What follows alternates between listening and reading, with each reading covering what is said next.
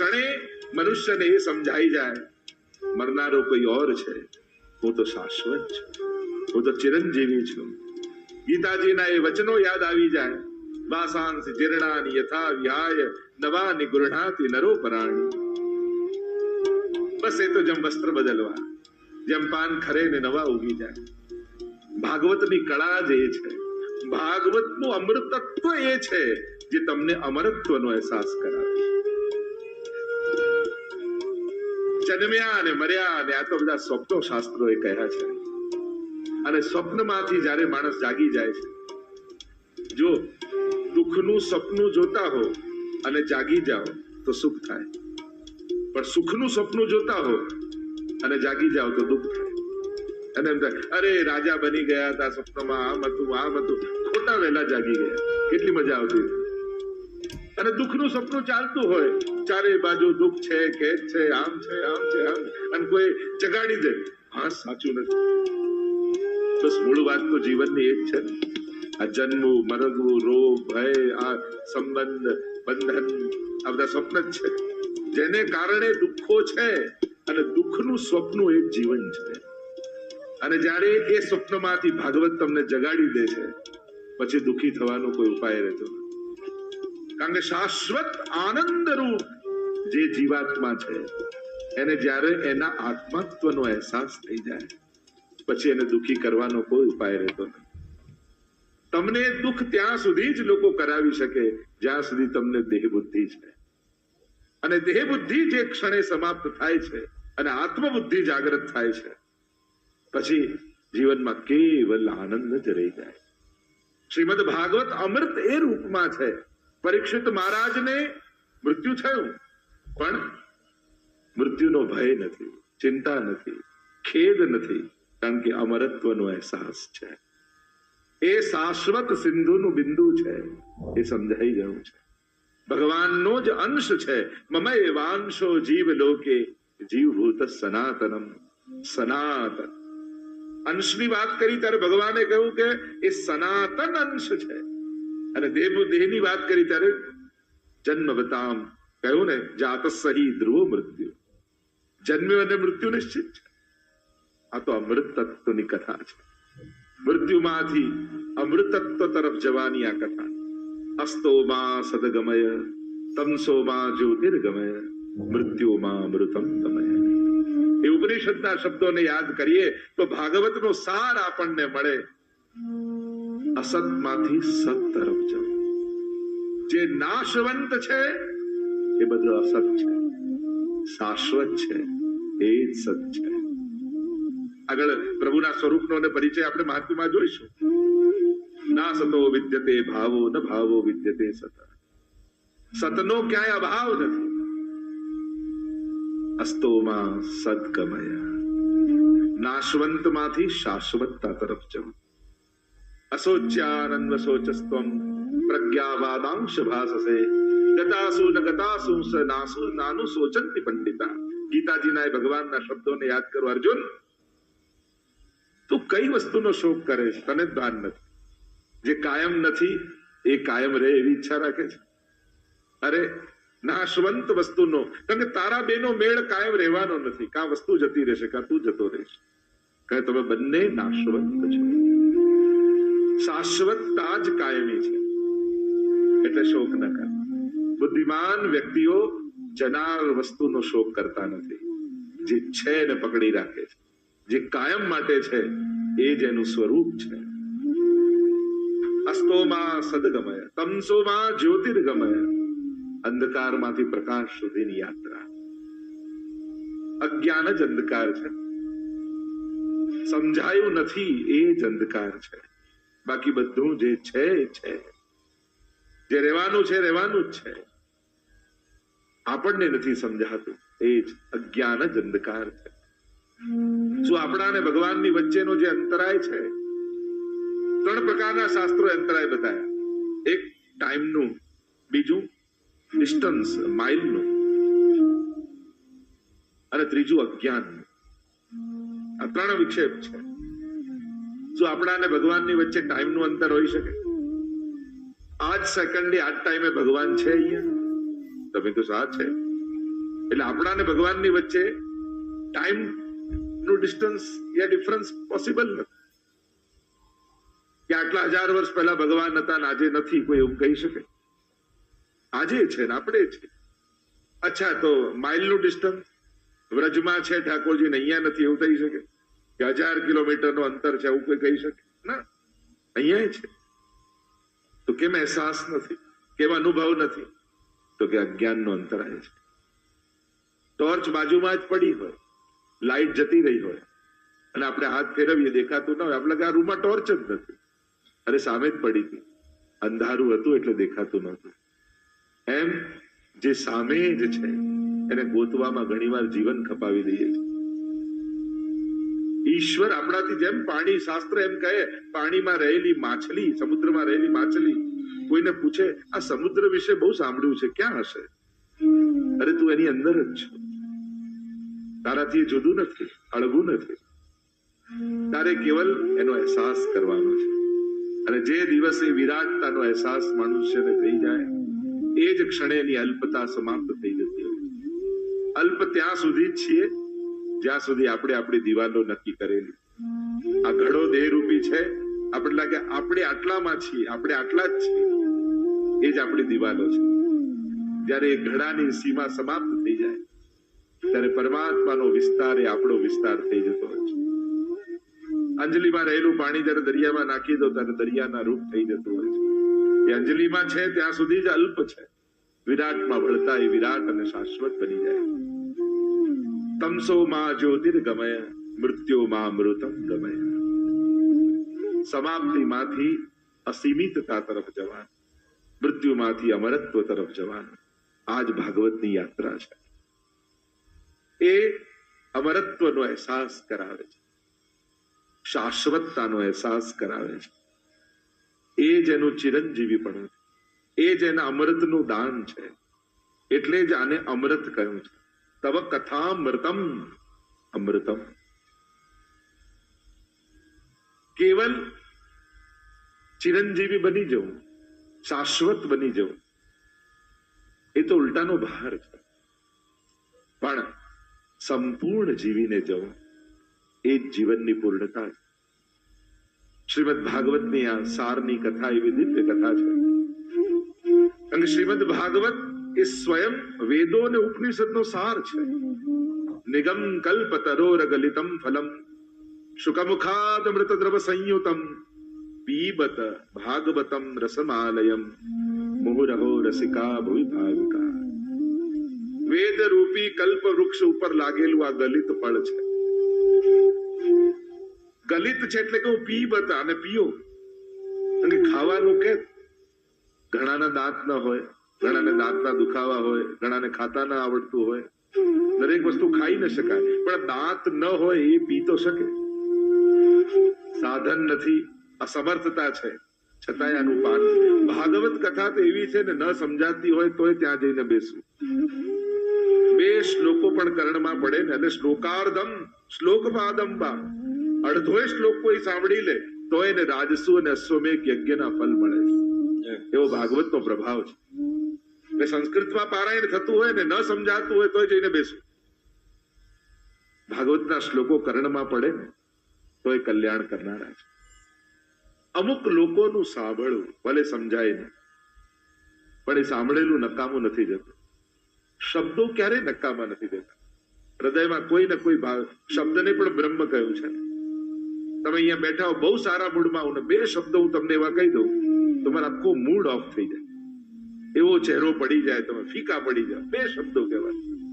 અને 2 શબ્દો એવા કહી દઉં કે આમ ચહેરો ખીલી જાય. નાનકડા શબ્દો તમારા ઉપર કેટલા અસર કરે છે. આપણે એમ કેવું કે અમારા પર શું હોય, તો જે બોલાતું હોય બોલાય ના, પણ અસર કરે છે. શબ્દો એમને નકામા નથી જતા. એમ ભાગવતના એક અક્ષર ભગવદ રૂપ છે, બ્રહ્મ રૂપ છે. તમારા ચિત્તમાં અસર કરે. હરિ ચિત્તમ સમાશ્રયેત. ભાગવતના મહાત્મ્યમાં તો કહ્યું સ્વયં ભગવાન ચિત્તમાં આવીને બિરાજી જાય, તમારા હૃદયમાં આવીને બિરાજી જાય છે. એવો ભાગવતનો પ્રભાવ બતાવે. તમે કોઈ અગ્નિ સળગતો એની પાસે જઈને બેસો તો ગરમાશ લાગવાની છે. તમે કોઈ બરફની પાસે જઈને બેસો તો ઠંડીનો અનુભવ થવાનો છે. તમારે ઠંડી માંગવાની જરૂર નથી, તાપ અગ્નિ પાસે ગરમી માંગવાની જરૂર નથી, એને હાથ લાંબો કરીને આપવાની જરૂર નથી, પણ એનો પ્રભાવ એવો છે કે એના પ્રભાવની અસર થાય. એમ શ્રીમદ ભાગવતમાં જઈને બેસશો ને, ખાલી તમારે મુક્તિ માંગવાની જરૂર નથી, તમારું કલ્યાણ માંગવાની જરૂર નથી, ભગવાન માંગવાની જરૂર નથી. ભાગવતનો પ્રભાવ એવો છે કે તમને ભાવથી ભરી દેશે. એનો પ્રભાવ એને આપવાની પણ જરૂર નથી. અમુક વસ્તુમાં કર્મ કે ક્રિયાની કે વ્યવહારની આવશ્યકતા નથી હોતી. એના પ્રભાવ હેઠળ આવો એટલે એની અસર તમારા ઉપર થાય. એમ જ ભાગવતમાં 7 દિવસ બેસો, 3 દિવસ બેસો, એક ઘડી ગાઈને, એક ઘડી આધી મેં પુની આદ તુલસી સંગત સાધુ કી કટે કોટી અપરાધ. તો આધીમાં આધી, અડધીમાં અડધી એટલે પાઘડી કહીએ ને. શોભાયાત્રામાં કેવા પાઘડી પહેરીને ફરતા હોય, આપણે મહેન્દ્રભાઈ સરસ પાઘડી પહેરી. તો આજ પાઘડી કથામાં બેસો ને એનું જ પ્રતિક પાઘડી છે કે ભલે અડધીમાં અડધી આ પાઘડી બેસી જાઓ તો એ કથામાં કલ્યાણ કરનારું છે. એવા કથાનો આ પ્રભાવ છે. અને કથા કોઈ ને કોઈ પ્રકારથી જીવનમાં કોઈ ઘડીએ વિચાર કરો, અત્યારે તમે કથામાં ન હોત ને આ આયોજન ન થયું તો અત્યારે ક્યાં બેઠા હોત તમે? કેમ બધાને હસવા? હું તો એમ જ કે ક્યાંક સત્સંગમાં તો એવું જ માનતો હતો. શું કરતા હોત વિચાર કરો? આટલા બધા ભાઈઓ ક્યાં હોત તમે બધા? વિચાર કરો. જો ઠાકોરજી આપણી ક્ષણોને કેવી સુધારતા હોય છે. આ ન થયું હોત, આ ન હોત, આપણે ક્યાં હોત? શું કરતા હોત? વિચાર કર. એવું કંઈક કરતા હોત જેમાં આપણા આત્માનું કલ્યાણ થાય. ન જોત, તમે કન્ફર્મ છો બધા, શ્યોર છો ને બધા? તો જો ઠાકોરજીની કૃપા તમને સમજાવું છું. ઠાકોરજીએ તમારી પાસે આ 3 કલાક લઈ લીધા. આ 3 કલાક હું મારા નામે લખું છું, એમ 3 દિવસ માટે પોતાના નામે લખી દીધું. આ કેવું ઠાકોરજી કૃપા કરે છે. જો આ ન થયું તો આપણે અહીંયા ન હોય. આ ઠાકોરજીની કૃપા છે કે આ બધું થયું તો આપણે અહીંયા. એટલે ઘણીવાર સત્સંગના આયોજનો કરાવવા માટે પણ ઠાકોરજી એના ચિત્તમાં પ્રવેશતા હોય છે. ભગવાન કોઈના હૃદયમાં બિરાજી અને કેટલા લોકોના કલ્યાણના એ ક્ષણોને, એ લેખોને લખતા હોય છે ભગવાન. અને એટલા માટે હું તો ઘણીવાર એમ કહું કે કંકોત્રી તો ઘણાને મળે, પણ જેની જન્મોત્રીમાં કથા લખાઈ હોય ને એ જ કથામાં આવી શકે. બાકી કંકોત્રી હોય તો ઘણા સુધી પહોંચતી હોય. ઠાકોરજી આપણા ભાગ્યમાં લખે ને એ ક્ષણો, ત્યારે જ આપણે કે ભાગ્યથી વધારે કોને મળે? ભગવાને ભાગ્યમાં લખ્યું એટલે મળ્યું ને આપણને. 2 પ્રકારનું ભાગ્ય હોય. એક કર્મથી પેદા થયેલું ભાગ્ય અને એક ઠાકોરજીના કૃપાથી મળેલું ભાગ્ય, જેને આપણે સૌભાગ્ય કહીએ. ભાગ્ય સૌભાગ્ય શ્રી અમને જો દે. આ રાધાજી રાધાષ્ટમીના દિવસે આપણા ભાગ્યમાં સત્સંગ ઠાકોરજીએ લખ્યો. તો આ કૃપા જ છે.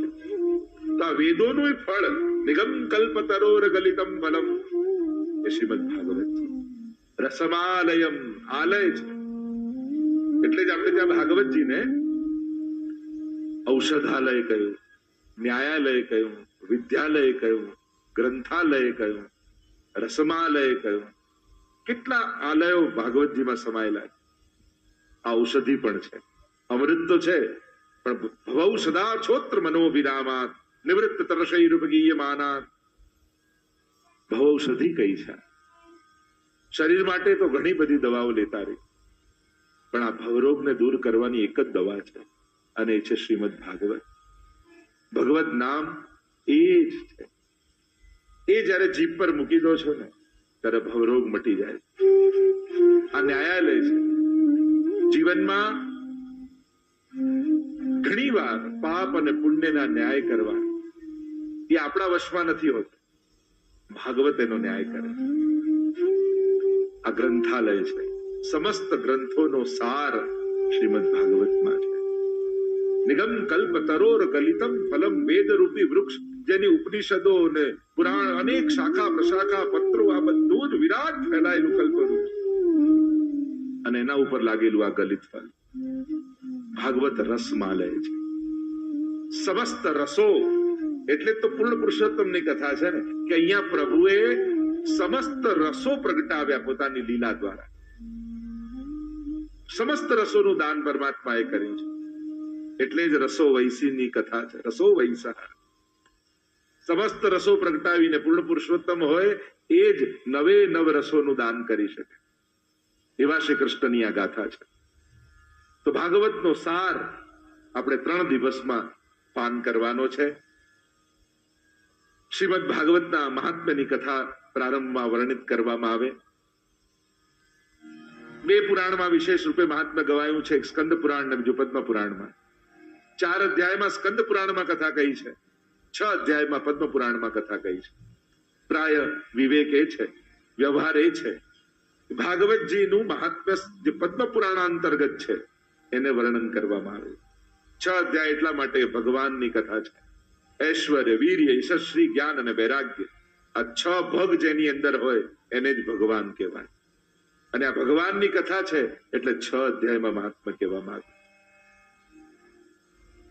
મહાત્મ્યનું વર્ણન કરતા, કારણ કે મહાત્મ્ય એટલા માટે આવશ્યક છે કે આ કોણ છે, આ તત્વ શું છે, જ્યાં સુધી એને જાણશો નહીં ત્યાં સુધી એના માટે અહોભાવ મનમાં નહીં આવે. અને જેના માટે અહોભાવ નથી આવતો એની બહુ સાંભળતા નથી, એને બહુ જોતા તમે નથી. જેના માટે મહત્વ હોય મન એમાં જ હોય, અને મન ન હોય જેમાં મહાત્મ્ય ન હોય, જેનું મહત્વ ન હોય ત્યાં મને નથી હોતું. ઘણી વાર લોકો કે અમારું ઠાકોરજીમાં મન નથી, એનો અર્થ શું થાય? તમારા માટે ભગવાનનું સંસાર કરતા વધારે મહત્વ નથી. મહત્વ હોત તો મન એમાં હોત. તમને કોઈ બહુ મોંઘો હીરો ખિસ્સામાં મૂકી દે અને કોઈ લગ્નની પાર્ટીમાં તમે હો, રિસેપ્શનમાં ગયા હો અને કહેજો કે 1 કરોડનો હીરો છો, સાચવજો ને પછી લઈ જઈશ. પછી તમારું મન પાર્ટી મારે. વાત કરતા કરતા વચ્ચે ખિસ્સામાં હાથ નાખીને ચેક કર્યા કરો, છે કે નહીં, છે કે નહીં, છે કે નહીં, છે કે નહીં. મહાપ્રભુજી કહે બસ આવું જ કરવાનું છે. તમને અનમોલ રત્ન હું ઠાકોરજી રૂપે ઘરે પધરાવી દઉં છું. એટલે સંસારના બધા કાર્યો કરતા કરતા થોડી થોડી ક્ષણે ચેક કરતા રહેજો, છે કે નહીં, છે કે નહીં, છે કે નહીં. બસ આટલું જ કરવાનું. ચેતસ્તત પ્રવણમ સેવા વ્યાવૃત્તોપી હરૌ ચિત્તમ. મહાપ્રભુજીના શબ્દોમાં કહું કે વ્યાવૃત્તિ કરો ચિત્ત હરિ મારા.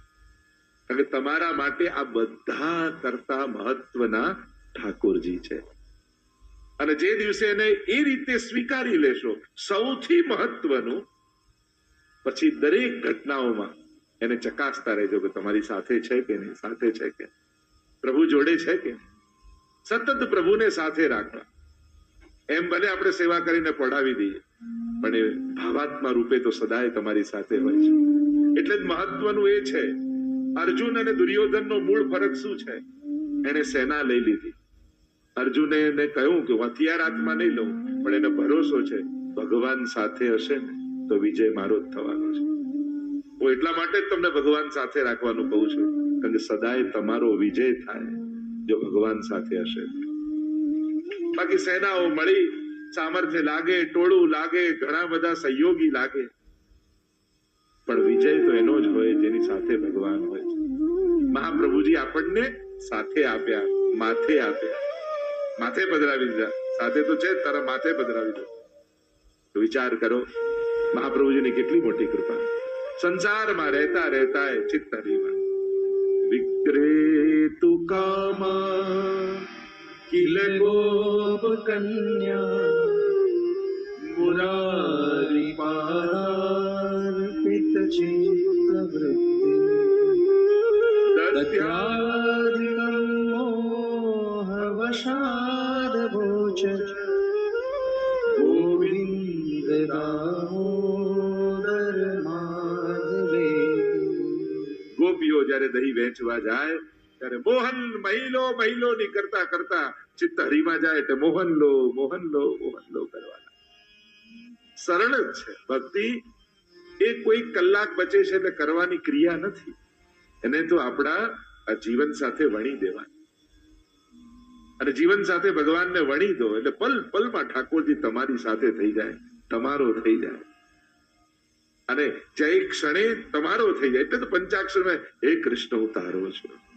બસ આ મહામંત્ર પંચાક્ષરનો એ જીવનની સમજ બની જાય ને પછી ક્યાંય કોઈ અલગથી પાઠ કરવા બેસવાની જરૂર ન પડે. હું ભગવાનનો છું, જ્યાં છું, જેની જોડે છું, જે કરી રહ્યો છું, પણ હું ભગવાનનો છું. બસ આ એક શબ્દ નહીં પણ સમજણ બની જાય તો જીવનમાં ક્રાંતિ થઈ જાય. મહાત્માનું વર્ણન એટલા માટે કર્યું, જયારે મહાત્મા બુદ્ધિ સ્થાપિત પરમાત્મામાં થશે ને ત્યારે સદાય ચિત્ત એનામાં રહેશે. આવો મહાત્માનો પ્રવેશ કરતા મંગલાચરણ જે વ્યાસજીએ કર્યું, અને આ એક શ્લોક એવો છે કે બધાએ મોઢે કરવા જેવો. બહુ સુંદર શ્લોક છે. ભગવાન કૃષ્ણને જેટલા સરળતાથી આમાં સમજાવી દીધા, 32 અક્ષરમાં 32 લક્ષણ વાળા શ્રી કૃષ્ણને સમજાવી દીધા કે આ કૃષ્ણ છે કોણ. અનુષ્ટુપ છંદમાં 8 અક્ષર હોય ને, 8 ચોક 32 લક્ષણ વાળા પરમાત્મા.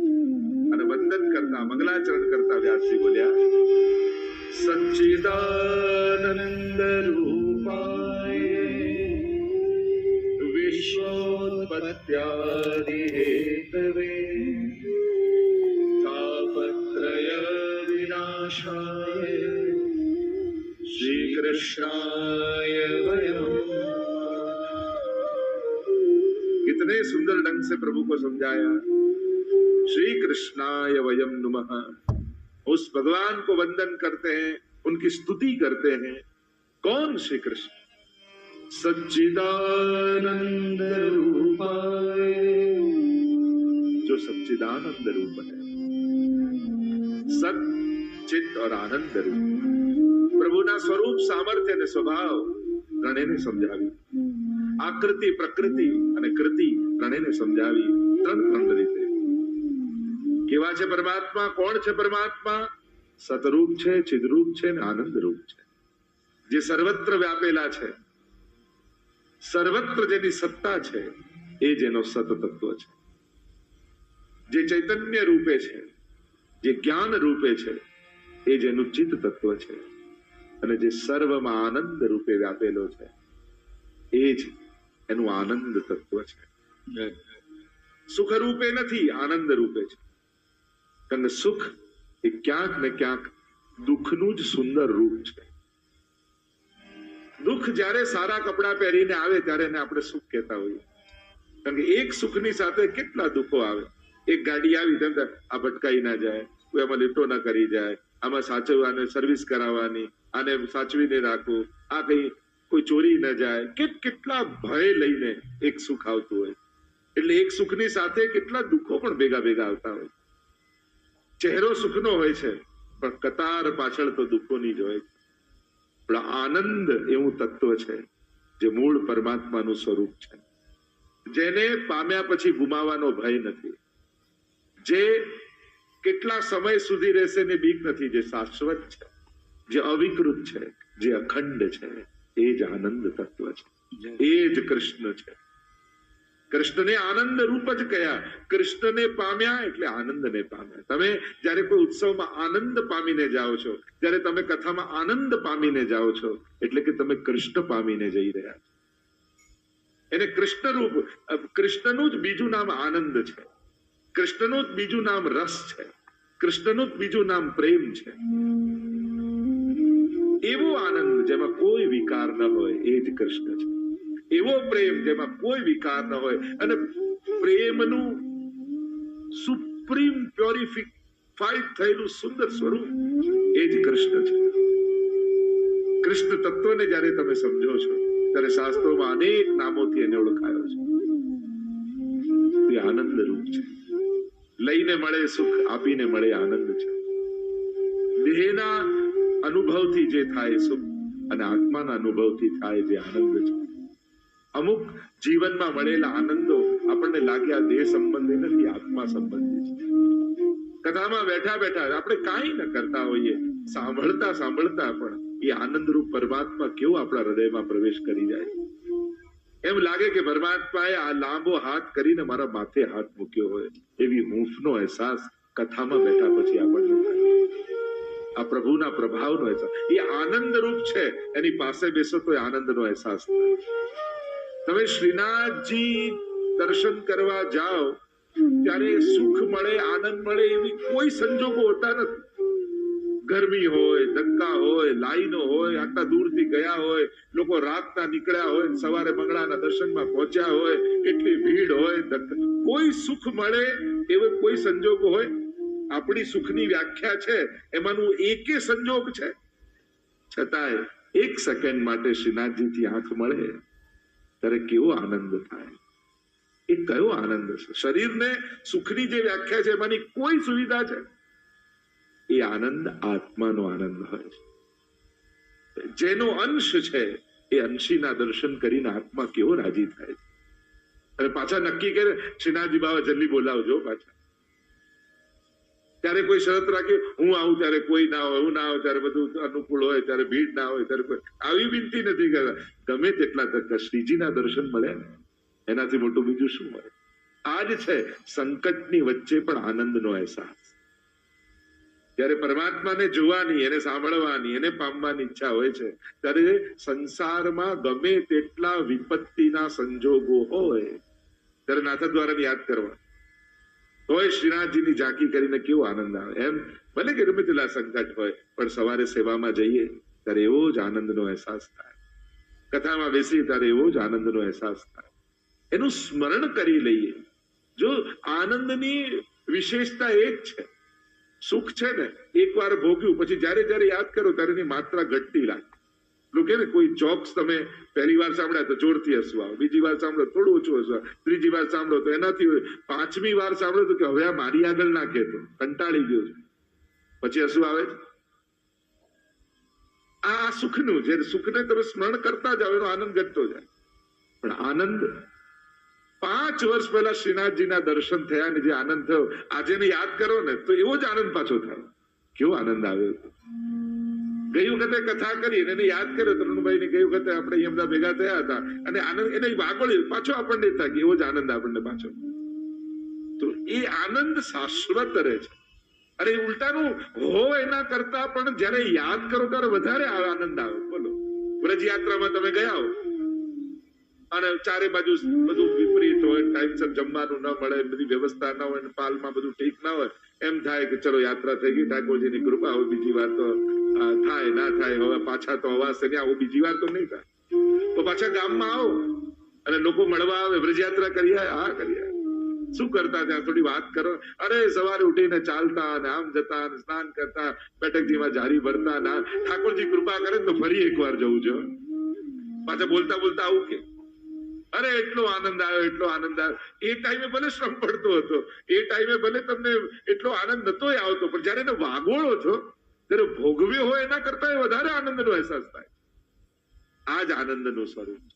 અને એવા આનંદને પામવા માટે તમે આજે અહીંયા બેઠા છો, જેને આપણે કૃષ્ણ નામથી ઓળખીએ છીએ, કે જે એકવાર જીવનમાં મળી જાય છે ને પછી એક ક્ષણ માટે મળવાનો પણ અહેસાસ આખા જીવનને આનંદિત કરી દે છે. એક વાર થયેલી એની સાક્ષાત ઝાંકી પણ આપણા આખા જીવનને સુગંધિત કરી દે. એવા કૃષ્ણની ગાથા અને કથા કરવા આપણે ભેગા થયા છે. એ જયારે સ્પર્શી જશે ને તમને કથા અને આ શબ્દોના માધ્યમ, કારણ કે આ વાંગમય રૂપ છે ને, વાણીમય તમને સ્પર્શ કરશે. આનો અહેસાસ વાણીમય કર્ણ દ્વારા તમારે કરવાનો છે. આ વાંગમય એટલે કે જેવા જેવા અસુર થયા એવા એવા ભગવાને અવતાર લીધા. હિરણ્યકશિપુને મારવો છે તો ભગવાન નરસિંહ બનીને આવી ગયા. હિરણ્યાક્ષને મારવો છે તો ભગવાન વરાહ બનીને આવી ગયા. તો થયું કે આ વાંગમય રૂપ કેમ લીધું? તો કે પરીક્ષિતને શ્રાપ લાગ્યો છે, 7મા દિવસે મૃત્યુ તક્ષકનો દંશ દેશે. તો શ્રાપ એ અસુર છે, અહીંયા શબ્દમય છે. એટલે શબ્દમય અસુર છે તો ભગવાનનો અવતાર પણ શબ્દમય થયો. વાંગમય રૂપ ભગવાને લીધું.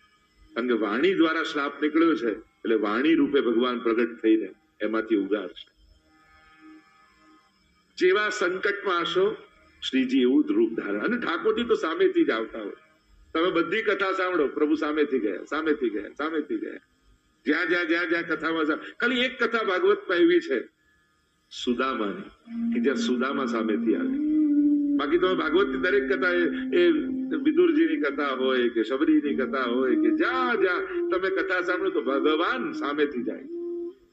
અહીંયા કદાચ મને તો ઘણી વાર એ વિચાર આવે કે સુદામાએ મનોમન એવી વિનંતી કરી હોત કે દ્વારકાધીશ એકવાર મારા મહેમાન થાવ, મારા મિત્ર છો તો કથા કેવી હોત. પણ કદાચ સુદામાને ક્ષોભ થાત કે મારી કુટિયામાં શ્રીજીને કેમ દ્વારકાધીશને કેમ રાખવું, એટલે ભગવાન ગયા નહીં, એને બોલાય, તું આવ, તને રાજાની જેમ રાખો. બધી જગ્યાએ હું જઈને જમી આવું છું, ક્યાંક બોર જમી આવું ને ક્યાંક ભાજી જમી આવું, એ તો બધું બરાબર છે કે ભક્તોના મહાત્મ્યને વધારું છું. લાવ, આ તો મારો અતિશય વાલો ભક્ત છે ને, આની કુટિયામાં જઈને આના જેવું ખાવું એના કરતા મારા મહેલમાં બોલાવીને આને રાજાની જેમ રાખ. એટલે સુદામાને ભગવાનને બોલાવે. અને અનેક ગાથાઓને, એ જ કથાઓને આપણે કોઈ જુદી રીતે વિચાર કરીએ તો એની પ્રસંગો કેવા થઈ જાય. સચ્ચિદાનંદ રૂપાય, આ જ આનંદ રૂપ પરમાત્મા. અરે મને વિચાર, આ બધું ભગવાને આ બધું ન કર્યું હોત, આ બધી લીલાઓ ન કરી હોત તો આજે આપણે બધા ભેગા મળીને સત્સંગમાં વાતો શું કરત? પ્રભુ લીલા કેમ પ્રગટાવ્યા? ભગવાને આ બધી લીલાઓ કેમ કરી? અને જયારે ભગવાન પ્રગટ રૂપે ભૂતલ પર ન હોય ને ત્યારે આપણે આ બધું ગાઈ અને ભગવાનની કૃપાનો અહેસાસ કરી શકીએ. એટલે ભગવાને આ બધી લીલાઓ કરી.